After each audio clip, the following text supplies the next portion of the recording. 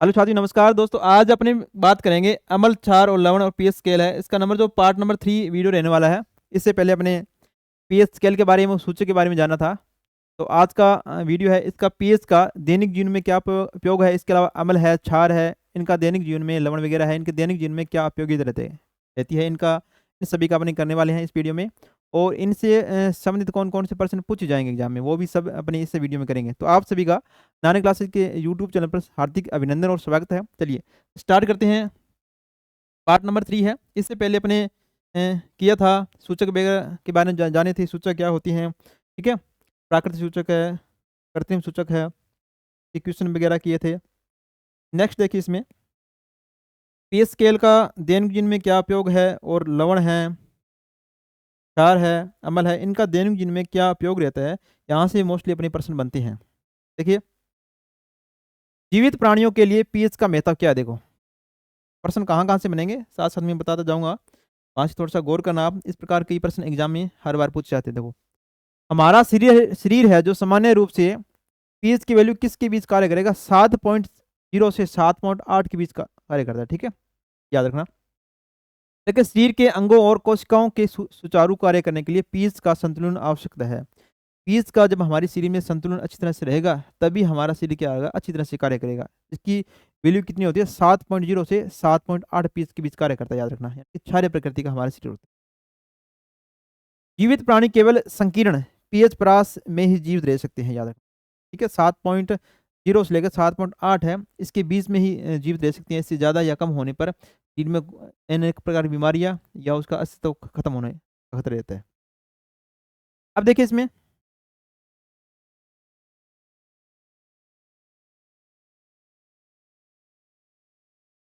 देखो अम्लीय वर्षा और उसका प्रभाव, यहाँ से मोस्टली प्रश्न बनता है कि जब अम्लीय वर्षा हो रही है तो इसका पीएच की वैल्यू कितनी रहती है और किस प्रकार ये प्रभाव डालती है। देखो, वर्षा का सामान्य जो पीएच होता है 5.6 होता है, यहाँ से मोस्टली प्रश्न बनता है। और याद रखना, कार्बन डाइऑक्साइड, क्योंकि कार्बन डाइऑक्साइड के साथ प्रतिक्रिया करके हल्का कार्बनिक अम्ल बनता है। क्योंकि जब वर्षा हो रही है तो प्रकृति में जो कार्बन डाइऑक्साइड होती है वो जल के साथ क्रिया करेगी, तो क्या बनाएगी, कार्बोनिक एसिड बनाएगी। कार्बोनिक एसिड का निर्माण करेगी, जो क्या करता है, इसमें जो पानी की जो पीएच की वैल्यू होती है उसको क्या कर देगी, कम कर देगी। कितना तक, 5.6 से भी कम कर देगी। इसे क्या कहते हैं, अम्लीय वर्षा कहते हैं। तो किस गैस का प्रभाव रहता है, यहां से भी याद रखना, कार्बन डाइऑक्साइड गैस का प्रभाव रहेगा। तो क्या बनेगा, कार्बनिक अम्ल बनाएगा। देखिए, अम्लीय वर्षा के परिणाम देखिए क्या क्या होते हैं। अम्लीय वर्षा का जल जब नदियों में प्रवाहित होता है तो वह नदी के जल का पीएच क्या हो जाएगा, उसका भी कम हो जाएगा। उसका कम होने की वजह से क्या होंगे, जलीय जो जीव वगैरह होते हैं उनको श्वास लेने में क्या होगी, कठिनाई होगी। तो उनका जो जीवन कठिन हो जाएगा। इस स्थिति में जल में रहने वाले जीवों की उतर जीवता क्या होती है, कठिन हो जाती है। उनका क्या होता है, धीरे धीरे अस्तित्व खत्म होने लगता है। तो इसी वजह से जब भी जो औद्योगिक पदार्थ वगैरह होते हैं या विलेन वगैरह होते हैं, जब उनको छोड़ा जाता है तो उदासीन करके छोड़ा जाता है। अम्लीय है तो उसमें क्या किया जाता है, क्षार मिलाया जाता है। क्षार मिलाने से क्या होता है, वो लवण बन जाते हैं। इसकी वजह से वो जब नदी में जाएंगे तो उनको जलीय जीव होते होंगे, वहां से उनको नुकसान नहीं करेगा। नेक्स्ट देखिए, पौधों पर पीएच का क्या प्रभाव पड़ता है। देखो, मिट्टी का पीएच पौधों की वृद्धि और पोषण में गहरा प्रभाव डालता है। तो पीएच की वैल्यू होती है पौधों में, क्या होता है, एक काफी महत्वपूर्ण होता है। अब अगर मिट्टी अम्लीय है तो पोषक तत्वों की उपलब्धता कम हो जाती है। अगर क्षारीय मिट्टी है तो सूक्ष्म पोषक तत्वों की कमी हो सकती है। या आपने बोले पौधे जो है 6 से 7.5 पीएच की सीमा में सर्वश्रेष्ठ रूप से विकसित हो जाते हैं, होते हैं। याद रखना, पौधों के लिए पीएच की वैल्यू सर्वश्रेष्ठ कितनी होती है, 6 से 7.5 पीएच की होती है। अब देखो, अम्लीय मिट्टी का उपचार कैसे करेंगे। अगर मिट्टी अम्लीय हो जाती है तो इसका उपचार किस प्रकार अपने को करना चाहिए। देखो, यदि खेत की मिट्टी में अधिक अम्लता, यानी कि अम्लता का मतलब ये हो गया उसके पीएच की वैल्यू कितनी होनी चाहिए, 6 पॉइंट से कम हो जाती है, ठीक है। तो किसान उसे ठीक करने के लिए क्षारीय पदार्थ का उपयोग करेगा। सर्वप्रथम तो ये याद रखना, अम्लीय होगी तो कोई ना कोई क्षार का यूज करेगा। अब क्षार कौन कौन से होंगे, जैसे चूना है, CaO, बिना भुजा हुआ चूना, यानी कि कैल्शियम ऑक्साइड है, भुजा हुआ चूना कैल्शियम हाइड्रोक्साइड है, या चाक है जिसे चूना पत्थर बोलते हैं, संगमरमर बोलते हैं, कैल्शियम कार्बोनेट का उपयोग करता है। ये क्षारीय पदार्थ मिट्टी के पीएच को बढ़ाते हैं और उसे तटस्थ, यानी कि उसको उदासीन करने का कार्य करते हैं। और क्षारीय बना देते हैं, जिससे उसे पौधों के लिए पोषक तत्वों की उपलब्धता बढ़ जाती है। ठीक है, यहाँ से प्रश्न किस प्रकार बनेगा, याद रखना। पौधों के लिए आवश्यक पीएच 6 से 7.5 है। अम्लीय मिट्टी को क्षारीयता करने के लिए क्या मिलाते हैं, कैल्शियम ऑक्साइड मिलाती हैं CaO, या कैल्शियम हाइड्रोक्साइड भुजा हुआ चूना मिलाते हैं, या बिना भुजा हुआ चूना मिलाते हैं, या चोक जिसको चुनावर्तर बोलते हैं ये मिलाते हैं। इनमें से कोई एक मिलाकर अम्लीय मिट्टी को कुछ क्षारीय करके तटस्थ बनाकर उसको बनाया जाता है, ताकि उसके अंदर जो पौधे हैं अच्छी तरह से पनप सके। ठीक है, यहाँ से इतना याद रखना आप। देखो नेक्स्ट देखो इसमें, देखिए हमारे पाचन तंत्र में पीएच का क्या महत्व है। हाइड्रोक्लोरिक अम्ल जो होता है हमारे पेट के अंदर से हाइड्रोक्लोरिक अम्ल होता है जो कि भोजन को पचाने में कार्य करेगा। ठीक है, उत्पन्न होता है जो भोजन के पाचन में सहायक होता है। कई बार क्या होता है कि हाइड्रोक्लोरिक एसिड की मात्रा हमारे पेट के अंदर बहुत ज़्यादा हो जाती है। ठीक है, जिससे अपने को क्या होता है, अपच की समस्या होती है। इस कंडीशन में क्या होता है, देखो यदि यह अम्ल पेट के अंदर पीएच की वैल्यू कितनी होती है, 1.5 से 3.5 की। ठीक है, हाइड्रोक्लोरिक की के बीच होता है, या मोस्टली 1 से 2 के बीच होता है। ठीक है, वैसे तो हमारे शरीर के अंदर 1.5 से 3.5 के बीच कार्य करता है, अम्लीय होता है, और भोजन को पचाने के लिए आवश्यक होता है। हाइड्रोक्लोरिक अम्ल भोजन को तोड़ने, उनको हानिकारक बैक्टीरिया को नष्ट करने के और पाचन एंजाइमों को सक्रिय करने के लिए मदद करता है। कौन करता है, हाइड्रोक्लोरिक एसिड होता है। इसकी पीएच की वैल्यू मोस्टली 1 से 2 होती है, और हमारे शरीर के अंदर 1.5 से 3.5 तक होती है इसकी। देखो अपच और अधिक अम्लता, जब हमारे पेट में अत्यधिक मात्रा में हाइड्रोक्लोरिक अम्ल हो जाता है तो उसमें क्या करते हैं, अपच की समस्या उत्पन्न हो जाती है। तो उस कंडीशन में इसे क्या कहेंगे, अपच कहेंगे। और अत्यधिक अम्लता के कारण पेट में दर्द और जलन उत्पन्न हो जाती है। ठीक है, जिसे अम्लीय पदार्थों को अधिक उत्पादन के कारण समस्या होती है। तो इस प्रकार की अगर समस्या हो जाती है तो इसका उपचार किस प्रकार करेंगे, देखो किसकी वजह से होती है, याद रखना, हाइड्रोक्लोरिक एसिड की वजह से याद रखनी है होती है। और इसकी पीएच की वैल्यू 1.5 से 3.5 के बीच रहती है। जो HCl क्या करता है, हमारे शरीर में भोजन को पचाने का कार्य करता है। देखो अधिक मात्रा में अगर हो जाए तो क्या करते हैं, देखो एंटी एसिड का उपयोग याद रखना। जो एंटी एसिड सर्वप्रथम तो याद रखना ये क्षारीय प्रकृति का होता है। यहाँ से क्वेश्चन बन सकता है कि एंटी एसिड किस प्रकृति का है। नॉर्मल प्रश्न बनाना चाहे तो बन सकता है कि क्षारीय प्रकृति का होता है। फिर उसके बाद याद रखना कि इसका उपयोग कैसे होगा। देखो अत्यधिक अम्लता को नियंत्रित करने के लिए सहायक होता है, कौन होता है, एंटी एसिड होता है। याद रख लोगे, चलो। एंटी एसिड अम्ल की अधिकता को उदासीन करता है, जिसे दर्द और जलन से राहत मिलती है। कौन करता है, एंटी एसिड करता है, जो कि क्षारीय प्रकृति का होता है। और इसके अलावा एक और होता है magnesium hydroxide, milk of magnesia बोला जाता है जिसको। जैसे दुर्बल क्षारक का उपयोग किया जाता है, जैसे पेट में उत्पन्न अम्ल को कम करता है और पीएच बढ़ाकर दर्द को दूर करने का कार्य करता है। पेट में अपच की समस्या हो रही है, जलन हो रही है, तो या अम्लीय मात्रा हमारे शरीर के पेट के अंदर बढ़ गई है, तो किसका इस्तेमाल करेंगे, याद करेंगे एंटीएसिड का, जो कि क्षारीय प्रकृति का होता है। या करेंगे मिल्क ऑफ मैग्नीशिया, सामान्य रूप से अपने किसका यूज करते हैं, मिल्क ऑफ मैग्नीशिया यूज करते हैं, जो कि दुर्बल क्षारक होता है, जो पेट की अम्लता को दूर करने का सहायता प्रदान करता है। ठीक है, यहाँ से दोनों में से दोनों ही प्रश्न आके मोस्ट इंपोर्टेंट है, लिख लेना, यहाँ से प्रश्न बन सकता है। अब देखिए पीएच परिवर्तन के कारण दंत क्षय, दंतों का भी क्षय हो जाता है। दांत जो होते हैं पीएच की वैल्यू हमारी मुंह की अगर कम होती जाती है तो दांतों का क्षय होना प्रारंभ हो जाता है। देखो पीएच की वैल्यू कितनी रहती है, मुंह का पीएच का 5.5 से कम हो जाता है तो दांतों का क्षय प्रारंभ हो जाता है। दांतों की इनेबल जो होती है किसके बनी होती है, कैल्शियम हाइड्रोक्सीएपिटाइट से बनी होती है, या कैल्शियम फॉस्फेट की बनी होती है। ठीक है, जो कि एनेबल जो होता है हमारे शरीर का सबसे कठोरतम भाग है, याद रखना। शरीर का सबसे कठोर पदार्थ होता है इनेमल होता है, यह जल में नहीं घुलता है। और लेकिन जब मुंह का पीएच 5.5 से कम हो जाता है तो क्या होता है, इनेबल संचारित हो जाता है, दांतों का क्षय होना प्रारंभ हो जाता है। दांत क्या होते हैं धीरे धीरे गलने स्टार्ट हो जाती है और धीरे धीरे वो खत्म होने स्टार्ट हो जाती है। ठीक है, पीएच की यहाँ से पीएच की वैल्यू याद रखना, कब स्टार्ट होगा, पीएच की वैल्यू 5.5 से कम रहेगी तब होगा।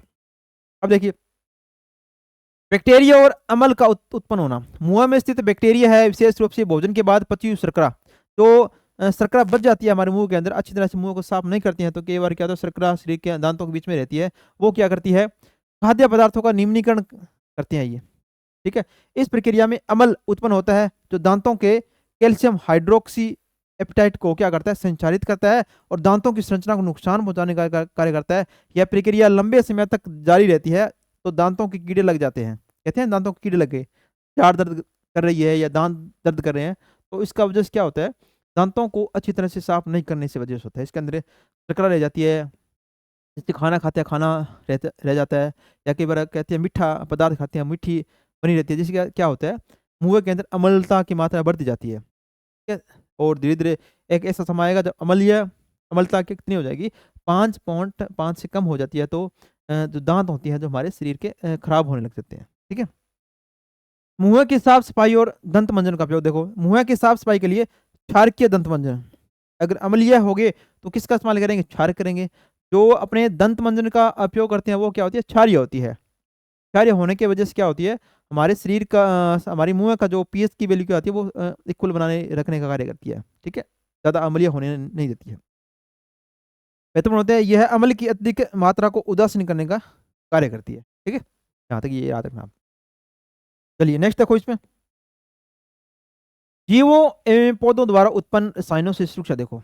मधुमक्खी का डंक है, आपसे पूछ ले मधुमक्खी का डंक लग गया तो किस चीज़ का इस्तेमाल करेंगे इसको दूर करने के लिए, कि जो दर्द हो रहा है, तो सर्वप्रथम तो याद रखना मधुमक्खी का डंक है जो इसमें कौन सा अम्ल को स्रावित करेगी, फॉर्मिक एसिड को या मेथेनोइक अम्ल को, याद रखना फॉर्मिक एसिड हो सकता है या मेथेनोइक एसिड हो सकता है। दर्द और जलन का अनुभव होता है, इसका उपचार कैसे करेंगे, डंक मारे गए अंग पर बेकिंग सोडा यानी कि खाने का सोडा होता है, दुर्बल क्षारक होता है, इसका इस्तेमाल करेंगे तो क्या हो जाएगा, वो दर्द कम हो जाएगा। अब देखो नेटल है जिसे बिच्छुआ बोलते हैं, या साक्य पादप है एक, इसका देखो इसमें कौन सा होता है, मेथनोइक अम्ल होता है। डंक वाले बालों से छेड़ा जाता है, यानी कि ये एक साक्य पौधा है, इस पे क्या होता है, पतले वाले डंक से लगे होते हैं, जब जब अपने हाथ या लग जाता है या कई बार लग जाता है तो इसमें क्या होता है, लगने से क्या होगा, जलन और दर्द का अनुभव होगा। इसका उपचार करने के लिए डाक के पौधे की पत्तियां होगी, उनका अगर रगड़ेंगे जहाँ से ये नेटर गटक वगैरह लगा तो ये क्या हो जाएगा, ठीक हो जाएगा। तो देखो मेथनोइक अम्ल क्या होता है, इसका फॉर्मूला याद रखना, HCOO होता है, या कार्बोलिक क्या होता है, एसिड होता है, कार्बोलिक अम्ल है ये, कौन है, मेथनोइक अम्ल है, तो क्या बोलते हैं, फॉर्मिक अम्ल। मेथनोइक अम्ल को ही फॉर्मिक अम्ल बोला जाता है, ठीक है। फॉर्मूला याद रखना, यहाँ से फॉर्मूला भी आपसे पूछा जा सकता है।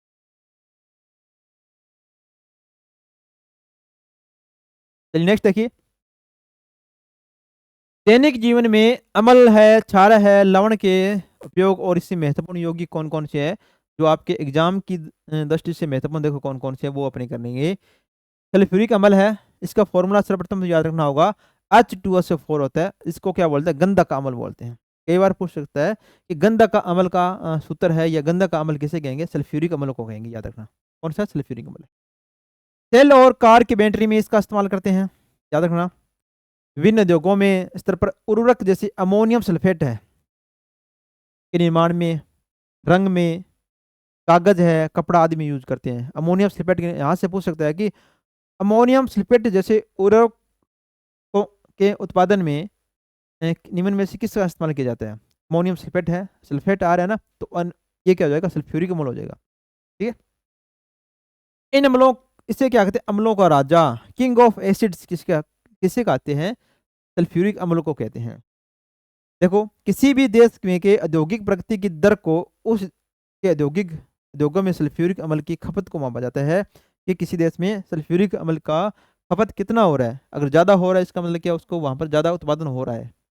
सल्फ्यूरिक अम्ल बहुत सी उद्योगों में काम आने वाला है ये।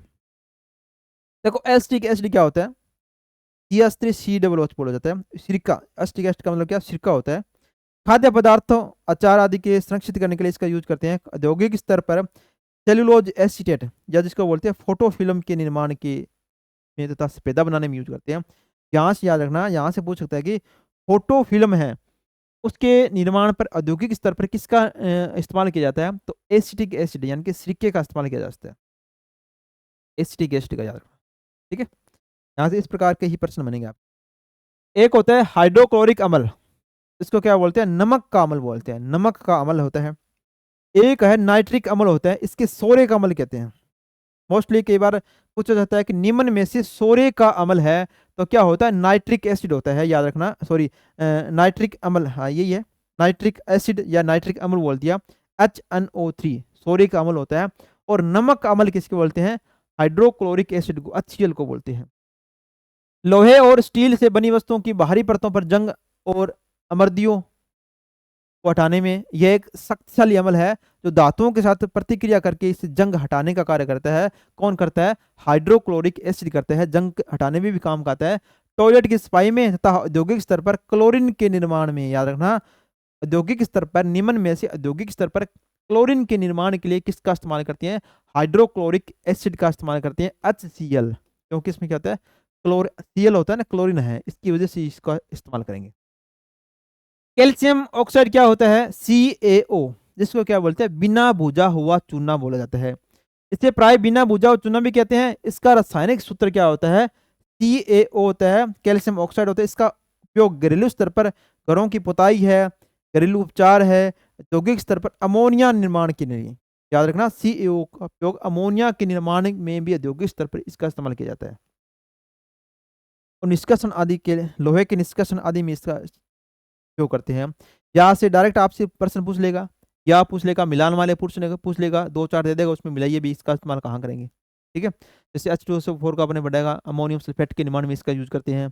इस प्रकार कैल्शियम ऑक्साइड है, CaO कैल्शियम ऑक्साइड है, इसका यूज कहाँ करते हैं, अमोनिया के निर्माण में करते हैं। लेकिन नाइट्रिक अम्ल है, सोरे का अम्ल जिसे कहेंगे, रंजक है, दवाइयाँ हैं, विस्फोटक पदार्थ है, कृत्रिम खाद बनाने में इसका यूज करते हैं। सोने चांदी के गहनों को साफ करने में भी नाइट्रिक अम्ल का यूज करते हैं, याद रखना। सोने चांदी के गहनों को साफ करने के लिए निम्न में से किसका इस्तेमाल करते हैं, किसका उपयोग करते हैं, नाइट्रिक एसिड का, HNO3 का यूज करते हैं, याद रखना, HNO3 का उपयोग करेंगे। चलिए नेक्स्ट देखिए, अम्लराज। देखो यहां से मोस्टली प्रश्न बनता है कि अम्लराज क्या होता है। अम्लराज में याद रखना, HNO3, नाइट्रिक एसिड और HCl होता है, HCl और HNO3 होता है। याद किस प्रकार रखोगे, यहां से क्वेश्चन क्या बनता है कि इसके कितने कितने भाग होते हैं। अब देखो HNO3 के कितना, 3 है, तो 3 यहाँ लगा दो, ये बनेगा 3.1, इस अनुपात में होगा। हाइड्रोक्लोरिक एसिड है, 3 भाग होते हैं, और HNO3 नाइट्रिक एसिड का 1 भाग होता है, 3:1 हो गया ना, याद रखना। HNO3 3 HCl हो गया और 1 भाग हो गया HNO3 का, जिसके साथ HNO3 3 लगा हुआ है, इसके अपोजिट वाले के साथ 3 भेज दो, वो 3 भाग हो गया, ये खुद 1 भाग हो जाएगा। देखो ताजी दूध का पीएच जो होता है 6 होता है। जब दूध दही में परिवर्तित होता है तो इसका पीएच कम हो जाता है, यहाँ से रखना, ताजी दूध का पीएच 6 होगा, जब दही में परिवर्तित होगा होगा तो पीएच की वैल्यू कितनी हो जाएगी, 6 से कम हो जाएगी, क्योंकि दही क्या होता है, अम्लीय प्रकृति का होता है। ग्वाली द्वारा दूध का पीएच बदलना, पीएच क्यों बदलता है, क्योंकि जब क्षारीय कर देते हैं तो दूध लंबे समय तक वो खराब नहीं होता, इसकी वजह से क्या करते हैं, ग्वाले क्या करते हैं, दूध को क्षारीय बना देते हैं। जब दूध क्षारीय हो गया, तब क्षारीय दूध से अगर दही बनाएंगे तो ज्यादा समय लगेगा, याद रखना। ग्वाला बेकिंग पाउडर मिलाकर दूध का पीएच थोड़ा क्षारीय बना देता है, जो खाने का सोडा होता है, अगर उसको मिला दिया जाए तो दूध क्या होगा, लंबे समय तक पड़ा रहेगा, खराब नहीं होगा। इससे दूध अधिक समय तक फटता नहीं है और यह अम्लीय होने से बच जाता है। दही बनने के समय देखो, यदि दूध क्षारीय रहता है तो दही बनने में अधिक समय लगता है। यहाँ से प्रश्न अगर अंदरूनी प्रश्न पूछना चाहिए तो पूछ सकते हैं कि क्षारीय दूध का हमेशा दूध से दही बनेगा तो अधिक समय लगेगा, क्योंकि क्षारीय प्रकृति का होता है, क्योंकि दूध को क्षारीय से अम्लीय होने में समय लगता है। ठीक है, इस प्रकार के यहाँ से प्रश्न बन सकते हैं। चलिए नेक्स्ट देखिए इसमें, चलिए फिटकरी देखो, यूनिवर्सल प्रश्न है। फिटकरी का फॉर्मूला मोस्टली बहुत बार पूछ सकता है। देखो फिटकरी होता है क्या है, K2SO4 Al2SO4 3 और 24H2। आधा आधा सूत्र याद कर लेना, यहाँ से यहाँ तक कर लो। K2SO4 Al2 होता है, फिर यहाँ से SO4 3 24H2, 10-12 बार पढ़ोगे तो याद हो जाएगा। देखो प्रयोग कहाँ करेंगे, जल के शोधन में प्रमुखता से उपयोग किया जाता है। ठीक है, फिटकरी का। अब देखो सोडियम क्लोराइड है, साधारण नमक जिसको बोला जाता है, भोजन है, खाद्य परीक्षण में इसका उपयोग करते हैं, हिमीकरण में यूज करते हैं, ठीक है, बर्फ जमाने में। कई रासायनिक पदार्थों जैसे सोडियम हाइड्रोक्साइड बनाने में, बेकिंग सोडा है, वॉशिंग सोडा है, विरंजक चूर्ण है आदि के लिए भी मुख्य रूप पदार्थ के रूप में यूज किया जाता है। याद रखना, हाइड्रोक्साइड है, सोडियम हाइड्रोक्साइड के लिए मुख्य पदार्थ कौन सा होता है? NaCl होता है, सोडियम क्लोराइड होता है। बेकिंग सोडा में सोडियम क्लोराइड होता है। वॉशिंग सोडा है, उसके अंदर मुख्य पदार्थ NaCl होता है। और विरंजक चूर्ण में भी मुख्य रूप से NaCl होता है, सोडियम क्लोराइड पदार्थ का उपयोग करते हैं इसको बनाने में, ठीक है, ये याद रखना आप। चलिए नेक्स्ट देखिए, नेक्स्ट है सोडियम हाइड्रोक्साइड, जिसको बोला जाता है कास्टिक सोडा। जो सामान्य नाम है उनको भी आप साथ में याद रखना, यहाँ से भी प्रश्न मोस्टली बन सकता है कि कास्टिक सोडा क्या है। तो याद रखना, कास्टिक सोडा NaOH है, NaOH याद रखना, सोडियम हाइड्रोक्साइड है, ये तीनों नाम है, इनको याद रखना। औद्योगिक स्तर पर उत्पादन देखो किस प्रकार करते हैं। सोडियम हाइड्रोक्साइड का उत्पादन सोडियम क्लोराइड जो NaCl है के विद्युत अपघटन द्वारा किया जाता है। जब इनका विद्युत अपघटन करेंगे सोडियम क्लोराइड का, तो अपने को सोडियम हाइड्रोक्साइड का निर्माण होगा। देखो किस प्रकार होगा, इसमें क्रिया कौन सी होती है? क्लोर क्षार की प्रक्रिया। यहां से भी बन सकता है, निम्न में से क्लोर क्षार की प्रक्रिया के द्वारा किसका निर्माण करेंगे? सोडियम हाइड्रोक्साइड का निर्माण करेंगे। किसका करेंगे? NaCl का करेंगे। देखो सोडियम क्लोराइड के जलीय विलयन जो लवण जल है से विद्युत प्रवाह करने पर यह वियोजित होकर सोडियम हाइड्रोक्साइड NaOH क्लोरीन और हाइड्रोजन गैस में उत्पन्न हो जाते हैं। कि क्लोर क्षार अभिक्रिया में निम्न में से किस प्रकार कौन सी गैस मुक्त होगी या कौन सी गैस बनेगी? हाइड्रोजन गैस बनेगी और क्लोरीन गैस बनेगी, याद रखना आप, ठीक है। इस प्रक्रिया को क्लोर क्षार प्रक्रिया कहते हैं। इससे क्लोरीन और सोडियम हाइड्रोक्साइड उत्पन्न होते हैं, ठीक है। क्लोरीन होती है, सोडियम हाइड्रोक्साइड उत्पन्न होती है और हाइड्रोजन गैस उत्पन्न होती है। इन चीजों को याद रखना कि, ठीक है, समीकरण के माध्यम से यहाँ से प्रश्न आपका बन सकता है। चलिए नेक्स्ट देखिए, देखो रासायनिक प्रक्रिया किस प्रकार होगी। सोडियम क्लोराइड है, जल से क्रिया करवाई, ठीक है, विद्युत प्रवाह करी तो सोडियम हाइड्रोक्साइड बन गया, क्लोरीन गैस बन गई, हाइड्रोजन गैस बन गई। गैस दो बनेगी, क्लोरीन और हाइड्रोजन गैस बनेगी। देखिए प्रक्रिया का परिणाम क्या होगी? क्लोरीन गैस एनोड पर जाएगी, एनोड पर क्लोरीन गैस जाएगी और हाइड्रोजन गैस कैथोड पर जाएगी। क्यों? क्लोरीन गैस, क्लोरीन क्या होती है? क्लोरीन Cl- होता है और हाइड्रोजन क्या होता है? H+ होता है। इसके अपोजिट जाएगी। एनोड पर कौन चलाएगा? एनोड पर जाएगा क्लोरीन जाएगा और कैथोड पर H+ चला जाएगा। कैथोड पर सोडियम हाइड्रोक्साइड का विलयन भी बनता है। सोडियम हाइड्रोक्साइड का उपयोग औद्योगिक रासायनिक प्रक्रिया घरेलू उपाय में इसका यूज किया जाता है, ठीक है। इन चीजों को याद रखना, यहाँ से मोस्टली प्रश्न बन सकते हैं। चलिए नेक्स्ट देखिए, नेक्स्ट है विरंजक चूर्ण। जो पिछली बार प्रश्न आया था विरंजक चूर्ण है, अब की बार समीकरण के माध्यम से प्रश्न पूछ सकता है। देखो इसमें निर्माण, देखो विरंजक चूर्ण का निर्माण शुष्क भुजा हुआ चूना। पहले तो याद रखना, शुष्क भुजा हुआ चूने का फॉर्मूला क्या होता है? COH2 होता है, पर क्लोरीन की क्रिया से होता है। जब इसको क्लोरीन की क्रिया करवाएंगे तो विरंजक चूर्ण का निर्माण होगा। देखो किस प्रकार रासायनिक प्रक्रिया, देखो कैल्शियम हाइड्रोक्साइड है, क्लोरीन की क्रिया करवाई तो क्या बना? यहाँ से विरंजक चूर्ण बन गया, ठीक है, और जल का निर्माण हो गया। कैल्शियम हाइपोक्लोराइड जिसको बोलते हैं, ठीक है, और पानी उत्पन्न होते हैं। और रासायनिक नाम क्या है? Calcium oxychloride. इसको क्या बोलते हैं? कैल्शियम है, ओ को ऑक्सी बोल दिया, CO क्या वो Cl को क्या बोलते? क्लोराइड बोल दिया। यहाँ से आपसे पूछ सकता है कि विरंजक चूर्ण का सामान्य नाम क्या है या रासायनिक नाम क्या है, ये भी आपसे पूछ सकता है। कि आप याद रखना कैल्शियम ऑक्सीक्लोराइड है एक, या इसको बोलते हैं कैल्शियम हाइपोक्लोराइड बोलते हैं। हाइपोक्लोराइड आएगा तो इस प्रकार का फॉर्मूला बनेगा, देखो CaOCl ब्रैकेट के अंदर कर दिया और बाहर 2 लगा दिया, इसको क्या बोल दिया? कैल्शियम हाइपोक्लोराइड बोल दिया। पिछली बार प्रश्न आया था विरंजक चूर्ण का सामान्य नाम क्या है या इसका फॉर्मूला क्या है, सूत्र क्या होता है, ये प्रश्न बना था, ठीक है। तो क्या है?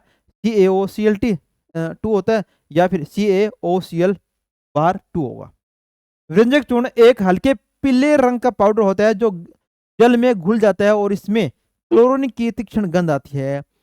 या पूछ सकता है कि जब विरंजक चूर्ण को जल में घोलेंगे तो निम्न में से किस गैस की तीक्ष्ण गंध उत्पन्न होती है? तो याद रखना क्लोरीन गैस की तीक्ष्ण गंध उत्पन्न होगी। यहां से इस प्रकार का भी प्रश्न बन सकता है। अब एक नेक्स्ट देखिए, क्लोरीन गैस जो है, जो क्लोर क्षारीय प्रक्रिया का एक उत्पादक है। विरंजक चूर्ण बनाने के लिए सूखे भुजे हुए चूने के साथ अभिक्रिया कराते हैं, ठीक है। भुजे हुए चूने से अभिक्रिया करवाएंगे क्लोरीन की तो क्या प्राप्त होगा? विरंजक चूर्ण प्राप्त होगा। इस प्रकार विरंजक चूर्ण के निर्माण के लिए क्लोरीन गैस का उपयोग किया जाता है। कि विरंजक चूर्ण के निर्माण के लिए निम्न में से किस गैस का उपयोग करेंगे? क्लोरीन गैस का यूज करेंगे। विरंजक चूर्ण का उपयोग वस्त्र उद्योग और कागज उद्योग में किया जाता है। इसके अलावा विरंजक के रूप में पेयजल शुद्धिकरण में, ठीक है, व्यंजन ऑक्सीकारक रूप में और कीटाणुनाशक रूप में इसका उपयोग करते हैं। ठीक है, इसका निर्माण किस प्रकार होता है, इसका फॉर्मूला क्या है, रासायनिक नाम क्या है, सामान्य नाम क्या है, ये सब कुछ याद रखना, इनसे प्रश्न बनता है हमेशा। चलिए नेक्स्ट देखिए, नेक्स्ट है बेकिंग सोडा। देखो baking soda NaHCO3 sodium hydroxide carbonate, इसको क्या बोलते हैं? खाने का सोडा बोलते हैं। क्या बोलते हैं? खाने का सोडा। इसका रासायनिक नाम क्या है? बेकिंग सोडे का रासायनिक नाम क्या है? सोडियम हाइड्रोजन या बाइकार्बोनेट इसको बोला जाता है। निर्माण प्रक्रिया, बेकिंग सोडा बनाने के लिए सोडियम क्लोराइड का उपयोग एक मूल पदार्थ के रूप में करते हैं। सोडियम क्लोराइड बहुत बार आ रहा है, एक इसका मूल पदार्थ है, याद रखना। रासायनिक अभिक्रिया देखो क्या होता है, सोडियम क्लोराइड है, जल जल और कार्बन डाइऑक्साइड और अमोनिया की क्रिया कराई तो क्या प्राप्त हुआ? सोडियम हाइड्रोजन कार्बोनेट का निर्माण हो गया यहाँ से। यह सोडियम हाइड्रोजन कार्बोनेट और अमोनियम क्लोराइड उत्पन्न होते हैं, इसमें याद रखना। बेकिंग सोडा को गर्म करने पर निम्नलिखित अभिक्रिया होती है। जब इसको गर्म करेंगे तो क्या होगा? सोडियम कार्बोनेट, हाइड्रोजन और कार्बन डाइऑक्साइड निकलेगा इसको गर्म करने पर। यानी कि सोडियम बाइकार्बोनेट से ही अपने क्या बनाती है? सोडियम कार्बोनेट, धोने का सोडा का निर्माण करते हैं। आपसे पूछ ले कि धोने का सोडा का निर्माण किससे होता है? सोडियम बाइकार्बोनेट से होता है। जब सोडियम बाइकार्बोनेट को गर्म करेंगे तो सोडियम कार्बोनेट का बन जाएगा। देखो इस प्रतिक्रिया में सोडियम कार्बोनेट, पानी और कार्बन डाइऑक्साइड गैस निकलेगी। ठीक है, सोडियम बाइकार्बोनेट से ही सोडियम कार्बोनेट, जिसे धोने का सोडा बोलते हैं, का निर्माण करते हैं। एक देखिए एंटासिड के रूप में सोडियम हाइड्रोजन जो है एंटासिड के रूप में इसका यूज करते हैं। पेट की अम्लता को, अधिकता होती है, उसको उदासीन करने के लिए एंटासिड बोलते हैं। वो क्या होता है? ये होता है सोडियम बाइकार्बोनेट। थोड़ा अगर पेट की अम्लता है तो दे दिया जाए तो उसकी अम्लता ठीक हो जाती है। अग्निशामक में भी किसका यूज करती हैं? सोडियम बाइकार्बोनेट का यूज करती हैं। सोडियम हाइड्रोजन कार्बोनेट का उपयोग सोडा अम्ल अग्निशामक में भी किया जाता है। और रासायनिक अभिक्रिया जैसे देखो क्या होती है, जब अग्निशामक यंत्र का नोब दबाया जाता है, देखो इस प्रकार क्रिया करती है। देखो ये क्या होता है? अग्निशामक एक जैसे आपने सिलेंडर देखा होगा अग्निशामक का, यहाँ पर ये नोब होती है। ठीक है, इसको दबाएंगे तो यहाँ पर क्या होता है? इसके यहाँ पर एक कांच की नली होती है। देखो ये कांच की नली है, इसमें क्या होता है? HCl होते हैं, हाइड्रोक्लोरिक एसिड होते हैं। और ये क्या होता है? ये होता है NaHCO3 सोडियम हाइड्रोजन कार्बोनेट होता है। जब इसको नोब को दबाएंगे तो नली क्या होगी? नली नीचे की तरफ जाएगी और इसके अंदर मिल जाएगी। किसके अंदर? सोडियम बाइकार्बोनेट के साथ मिल जाएगी। तो यहाँ से क्या नली की बुद्ध बुराड़ के साथ क्या कौन सी गैस निकलेगी? CO2 गैस निकलेगी, जो क्या करती है? आग को बुझाने में सहायक होती है। ठीक है, इस प्रकार ये क्रिया करती है। तो सल्फ्यूरिक अम्ल और सोडियम हाइड्रोजन कार्बोनेट मिलियन मिलकर कार्बन डाइऑक्साइड गैस उत्पन्न करते हैं, जो आग बुझाने में मदद करती है। याद रखना, अग्निशामक यंत्र में सोडियम बाइकार्बोनेट का यूज करेंगे और हाइड्रोक्लोरिक एसिड होता है इसके अंदर, सिलेंडर के अंदर। ठीक है, जब दोनों मिलेंगे तो किस प्रकार की गैस उत्पन्न होगी? कार्बन डाइऑक्साइड गैस उत्पन्न होगी, जो क्या करती है? आग को बुझाने में सहायक होती है। ठीक है, इतना याद रखना, यहां से इस प्रकार का प्रश्न बनेगा। चलिए नेक्स्ट देखिए, इसमें नेक्स्ट है धोने का सोडा। देखो इसकी निर्माण प्रक्रिया, धोने का सोडा जिसे सोडियम कार्बोनेट डिसोटेट Na2CO3 भी कहा जाता है, सोडियम कार्बोनेट के पुनः क्रिस्टलीकरण से प्राप्त होता है। रासायनिक अभिक्रिया क्या होता है? सोडियम कार्बोनेट है, जल से क्रिया करवाती हैं तो ये क्या बन जाता है? धोने का सोडा बन जाता है। धोने के सोडे का अगर फॉर्मूला पूछे तो आप क्या कहोगे? Na2CO3 10H2 हो। इसका निर्माण कब होता है? सोडियम बाइकार्बोनेट को गर्म करने पर सोडियम कार्बोनेट बन जाता है और इसकी जल की मात्रा, जल के अणु मिलाते तो ये क्या बन जाएगा? धोने का सोडा बन जाएगा। जल की कठोरता हटाने के लिए देखो, धोने का सोडा है जल की स्थायी कठोरता को हटाने के लिए और अपमार्जक के रूप में भी इसका इस्तेमाल किया जाता है। स्थायी कठोरता जल में क्लोराइड और सल्फेट के रूप में मैग्नीशियम और कैल्शियम, याद रखना, मैग्नीशियम और कैल्शियम घुलनशील की लवण की उपस्थिति के कारण होती है। औद्योगिक उपयोग देखो, कांच उद्योग में इसका यूज करती हैं, कांच बनाने के लिए, साबुन उद्योग में, कागज उद्योग में सोडियम कार्बोनेट का उपयोग हो जाता है। सोडियम यौगिकों के उत्पादन में जैसे सोडियम कार्बोनेट का उपयोग सुहागा है, बोरेक्स जिसको बोलते हैं, के निर्माण में, के यौगिकों के निर्माण में भी इसका यूज़ किया जाता है। यहाँ से प्रश्न बन सकता है कि क्या बनेगा कि बोरेक्स का फॉर्मूला क्या है, याद रखना Na2B4O710H2O होता है बोरेक्स का, इसको सुहागा बोला जाता है। इसका निर्माण किससे किया जाता है, सोडियम कार्बोनेट से किया जाता है, याद रखना सुहागे का निर्माण। ठीक है, इस प्रकार के प्रश्न यहाँ से बनेंगे। चलिए नेक्स्ट देखिए, नेक्स्ट है क्रिस्टल जल क्या होता है। देखो, क्रिस्टल जल वह जल होता है जो किसी लवण के एक सूत्र इकाई में निश्चित संख्या में अणुओं के रूप में मौजूद होता है। इससे अपने पढ़ा सोडियम कार्बोनेट के साथ कितने जल के अणु होते हैं, 10 जल अणु होती है, वो क्या था, क्रिस्टल जल हो गया। ये क्रिस्टल जल क्रिस्टल की संरचना का एक हिस्सा होता है और इसे क्रिस्टल जल कहते हैं। जैसे कॉपर सल्फेट है, कॉपर सल्फेट का आपको फॉर्मूला पूछ ले क्या होगा, CuSO4 5s2 होता है। इसके अंदर 5 क्या होगा, जल के अणु होंगे। क्रिस्टल जल की संख्या देखो, कॉपर सल्फेट के एक इकाई सूत्र में आपसे पूछ ले कि जल के अणु कितने होंगे, 5 जल के अणु होंगे। या सोडियम कार्बोनेट है, धोने का सोडा है, उसके अंदर क्रिस्टल जल की इकाई कितनी होगी, 10 होगी, 10 जल के अणु होंगे। जब क्रिस्टल को गर्म किया जाता है तो यह जल हट जाता है और कॉपर सल्फेट का रंग नीला से बदलकर सफेद हो जाता है। ठीक है, जब पानी के कुछ बूंद डाली जाती है तो यह क्रिस्टल फिर से नीला हो जाता है। कॉपर सल्फेट है, उसका रंग कैसा होगा, नीला होगा। किस कंडीशन में, जब उसके साथ जल के अणु हैं, जल के अणु हट जाएं तो क्या हो जाएगा, सफेद हो जाएगा। दोबारा उसमें जल मिलाएंगे तो नीला हो जाएगा। ठीक है, कलर याद रखना इसका, होता है क्रिस्टल जल लवण के साथ जुड़ा हुआ है इसके अंदर। ठीक है, चलिए केवल आप यहाँ से याद रखना क्रिस्टल जल क्या होता है, इसके अंदर कोई भी फॉर्मूला होता है उसके अंदर कितने जल के अणु जुड़े हुए हैं, वो क्या होता है, क्रिस्टल जल होते हैं। देखो जिप्सम, देखो यहाँ से मोस्टली प्रश्न बनता है, इसका रासायनिक सूत्र सर्वप्रथम याद रखना होगा आपको, CaSO4 कॉपर सल्फेट, 2 जल के अणु है तो वो क्या हो जाएगा, जिप्सम हो जाएगा। क्रिस्टल जल की संख्या देखो, 2 अणु जल के इसके अंदर होती है। जब जिप्सम को 373 केल्विन या 100 डिग्री से अधिक पर गर्म किया जाता है तो क्या हो, क्या कंडीशन बनेगी, यह क्रिस्टल जल जल के अणुओं को त्याग कर कैल्शियम सल्फेट अर्ध हाइड्रेट का निर्माण करता है, जिसका क्या कहेंगे, जिससे क्या करते हैं, प्लास्टोपेरिस कहते हैं। देखो CaSO4 5s2O, पिछली बार प्रश्न आया था निम्न में से प्लास्टोपेरिस का फॉर्मूला है, इसका सूत्र है। हेमिड हाइड्रेट बनाते हैं, इस प्रक्रिया से प्राप्त पदार्थ को क्या कहते हैं, प्लास्टर ऑफ पेरिस कहते हैं, पोप कहते हैं। इसका उपयोग कहाँ करते हैं, इसका उपयोग डॉक्टर टूटी हुई हड्डियों को स्थिर रखने और दंत चिकित्सा में इसका यूज किया जाता है। जब प्लास्टर ऑफ पेरिस को जल मिलाया जाता है तो यह फिर से जिप्सम में परिवर्तित हो जाता है और कठोर ठोस पदार्थ बनाता है, इसलिए इसे नमी युक्त स्थानों पर नहीं रखा जाता है। अगर प्लास्टर ऑफ पेरिस को नमी युक्त स्थानों पर रख दिया तो क्या बनाएगा, कठोर पदार्थ बना लेगा, क्योंकि दोबारा क्या होगा, जिप्सम में परिवर्तित हो जाता है। यह फिर से जल अवशोषित करके जिप्सम में परिवर्तित हो जाएगा। यहाँ से याद रखने वाली बात दो ही है कि जिप्सम का फॉर्मूला याद रखना, वो एक प्लास्टर ऑफ पेरिस का फॉर्मूला याद रखना। प्लास्टर ऑफ पेरिस कैसे बनता है, जब जिप्सम को 373 केल्विन तापमान पर गर्म करेंगे तो इसके अंदर जल के अणु कम हो जाएंगे, थोड़े कम होने पर यह क्या बना रहता है, प्लास्टर ऑफ पेरिस का बन जाता है। प्लास्टर ऑफ पेरिस का फॉर्मूला क्या होता है, CaSO4 हाफ H2 होते हैं, यानी कि आधा जल का अणु होता है इसके अंदर।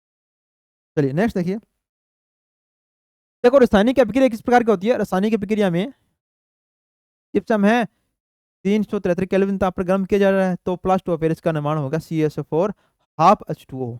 दोबारा इसमें प्लास्टर ऑफ पेरिस में जल मिला दिया तो क्या बन गया, ये जिप्सम का निर्माण हो जाएगा दोबारा। ठीक है, चलिए इनका फॉर्मूला याद रखना, यहाँ से मोस्टली प्रश्न बनते हैं। देखिए साल्ट पीटर क्या होता है, KNO3 बोलते हैं, KNO3 पोटेशियम नाइट्रेट जिसको बोलते हैं साल्ट पीटर। रासायनिक नाम क्या है, पोटेशियम नाइट्रेट है। आधिकारिक नाम सोरा है, याद रखना। सोरे का अम्ल क्या है, सोरे का अम्ल आपने पढ़ा था, वो अलग है, सोडियम वो क्या है, नाइट्रेट अलग था, सोडियम नाइट्रेट। ठीक है, ये क्या होता है, पोटेशियम नाइट्रेट है। ठीक है, उर्वरक, पोटेशियम नाइट्रेट का उपयोग उर्वरक में मुख्य रूप से किया जाता है। पोटेशियम नाइट्रेट का यूज कहाँ करते हैं, मुख्य रूप से कहाँ करेंगे, उर्वरक के निर्माण में करेंगे, क्योंकि यह पौधों को नाइट्रोजन और पोटेशियम प्रदान करता है, नाइट्रोजन और पोटेशियम प्रदान करता है, जो पौधों की वृद्धि के लिए आवश्यक है। रॉकेट नोदन में सोरे का उपयोग रॉकेट और अन्य प्रोपलेट्स में भी किया जाता है, क्योंकि इसमें क्या होता है, नाइट्रेट आयन होता है, NO3 आयन होता है इसके अंदर, जो कि जलते समय ऑक्सीजन प्रदान करते हैं, जिससे जलन प्रक्रिया तेज होती है। देखो नाइट्रिक अम्ल देखो, HNO3 को सोरे का तेजाब कहते हैं। ठीक है, कहा जाता है चिली सॉल्ट पीटर क्या होता है, सोडियम नाइट्रेट, इसको क्या बोलते हैं, salt Peter. Only for salt Peter पूछे तो क्या हो जाएगा, पोटेशियम नाइट्रेट है, और चिल्ली सॉल्ट पीटर आ जाए तो सोडियम नाइट्रेट हो जाएगा। वो नमक मेटर भी कहते हैं, यह पोटेशियम नाइट्रेट से मिलता जुलता है, लेकिन इसमें सोडियम होता है। ठीक है, जबकि सोडियम में पोटेशियम होता है, याद रखना, थोड़ा अंतर याद रखना। पोटेशियम सॉल्ट पीटर में क्या होता है, KNO3 होते हैं सॉल्ट पीटर। अगर पूछ ले कि चिल्ली सॉल्ट पीटर है तो सोडियम नाइट्रेट हो जाएगा, सीधा सॉल्ट पीटर पूछ ले तो पोटेशियम नाइट्रेट हो जाएगा। इनका थोड़ा अंतर याद लिख लेना आप, चिल्ली सॉल्ट पीटर और सॉल्ट पीटर में अगर पूछना चाहिए तो यहाँ से पूछ सकते हैं। देखो हरा तोता क्या होता है, हरा कैसीज क्या होता है, जिसे बोलते हैं ग्रीन विट्रियोर बोलते हैं। रासायनिक सूत्र क्या होता है, FeS4, 7 जल के अणु हो गए इसका, FeS4 7H2O क्या होता है, नील क्या होगा, हरा कसीस, हरा तोता, हरा कसीस, हरा तोता। ठीक है, या बोलते हैं ग्रीन विट्रियोल जिसको बोलते हैं, अन्य नाम क्या, हरा कसीस फेरस सल्फेट हेप्पा हाइड्रेट। यह एक हरा रंग का क्रिस्टल यौगिक है जो फेरस सल्फेट का हाइड्रेट है। यह तोता का उपयोग कृषि में खाद बनाने में किया जाता है। ठीक है, पानी को शुद्ध करने में, त्वचा बीमारियों के लिए याद किया जाता है। यहाँ से केवल आप इतना याद कर लो, हरा तोता है, हरा केसीस है, या ग्रीन विट्रियोल है, इसका रासायनिक नाम क्या है, सूत्र क्या है, FeS4 7H2O, 7H2 होता है, FeS4 7H2O याद रखना। सीमेंट का निर्माण देखो, सीमेंट के निर्माण में क्या होता है, देखो मुख्य संकटक क्या होता है, कैल्शियम सिलिकेट होता है, मुख्य रूप से कैल्शियम और सिलिका मिश्रण होता है। सीमेंट के निर्माण की अगर बात करें, सीमेंट में मुख्य रूप से क्या होता है, एक तो कैल्शियम, ठीक है, ऑक्साइड, या फिर सिलिका होती है इसके अंदर। ठीक है, एल्यूमिनेट यौगिक है, जैसे एल्यूमिनियम ऑक्साइड Al2O3 होता है, लो ऑक्साइड होता है Fe2O3। ठीक है, और सीमेंट का निर्माण इन यौगिकों के मिश्रण से किया जाता है, जिन्हें उच्च तापमान पर पिघलाया जाता है। इस मिश्रण से कैल्शियम ऑक्साइड, सिलिका, सिलिका का फॉर्मूला याद रखना क्या होता है, SiO2 होता है, एल्यूमिनियम ऑक्साइड Al2O3 होता है, और लोहा ऑक्साइड, ठीक है, फेरिक ऑक्साइड Fe2O3 होता है। इस यौगिक बनते हैं जो सीमेंट के ठोस गुणों के लिए जिम्मेदार होते हैं। ठीक है, ये चीजें हैं इनके अंदर यूज की जाती है। देखो नेक्स्ट, देखो इसमें सीमेंट के निर्माण की प्रक्रिया देखो, चूना पत्थर है, मृतिका इसके अंदर यूज करती है, मुख्य रूप से कैल्शियम कार्बोनेट होता है। ठीक है, चूने पत्थर में के अंदर यूज किया जाता है।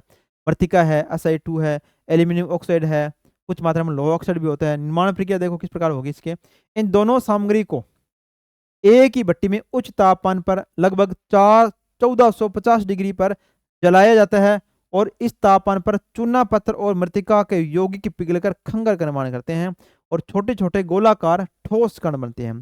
क्या छोटे छोटे क्या करते हैं, गोलाकार ठोस कण बनते हैं। खंगर से सीमेंट का निर्माण देखो, प्राप्त खंगर को जिप्सम के साथ मिलाया जाता है और फिर महीन पीसा जाता है। जिप्सम सीमेंट के स्तरीकरण दर को नियंत्रित करता है, ताकि सीमेंट को जलाने के तुरंत बाद कठोर न हो जाए। ठीक है, सीमेंट बनाने की प्रक्रिया के दौरान जिप्सम का उपयोग सीमेंट के जमाव और कठोर होने की गति को नियंत्रित करने के लिए किया जाता है। क्योंकि जिप्सम क्यों मिलाया जाता है, सीमेंट को जब जमाया जाता है तो ये धीरे धीरे जमना स्टार्ट होती है। ये गुण किसकी वजह से होता है, जिप्सम की वजह से होते हैं। ठीक है, चलिए अब देखिए सीमेंट का अंतिम उत्पाद क्या होता है। इस प्रक्रिया के बाद प्राप्त अंतिम उत्पाद को साधारण पोर्टलैंड सीमेंट कहते हैं। इसे जोसेफ एस्पडीन ने, याद रखना, जो पोर्टलैंड सीमेंट है, जोसेफ एस्पडीन ने 1824 में खोजा था, और इसके रासायनिक और भौतिक गुणों के कारण बहुत महत्वपूर्ण है। सीमेंट के स्थिरीकरण को नियंत्रित करने के लिए देखो जिप्सम है, जिप्सम मिलाने से सीमेंट के जमाव की दर को नियंत्रित कर किया जाता है। यहाँ से आपसे कुछ समझ सकता है, देखो कि जिप्सम का यूज है जो इसके अंदर जिप्सम है, जिप्सम मिलाने से सीमेंट के जमाव की दर को नियंत्रित किया जाता है। यानी कि जमने की प्रक्रिया सीमेंट की वजह से क्या होती है, जिप्सम की वजह से सीमेंट की धीरे हो जाती है।